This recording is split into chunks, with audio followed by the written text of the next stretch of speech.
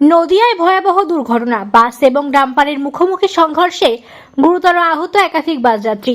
আহতদের নিয়ে যাওয়া হলো কৃষ্ণনগর শক্তিনগর জেলা হাসপাতালে। ঘটনাটি ঘটে কৃষ্ণনগর তারামা মোড় এলাকায়।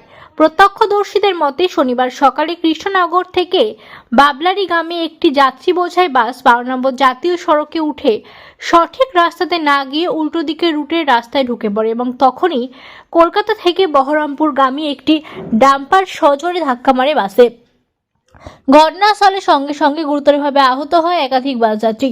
এলাকাবাসী সূত্রে খবর, বাস রং রুটে যাওয়ার কারণে সাত সকালে এত ভয়াবহ দুর্ঘটনা। যদিও এই ঘটনার পর বাসের চালক এবং ডাম্পারের চালক পলাতক।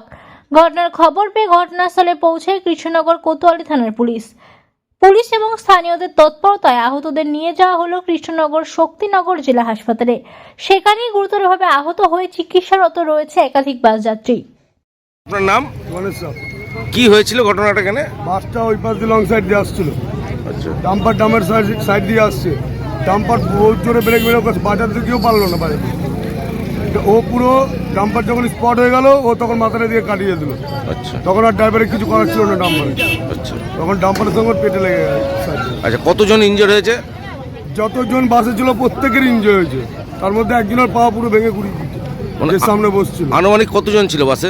বাসে তাও অনুমানেও গোটা 20 জন। আচ্ছা, এই বাসটা কোথা থেকে কোথায় যাচ্ছিল? এটা বাবলারি বাস, কৃষ্ণনগর বাস স্ট্যান্ড থেকে আসছিল।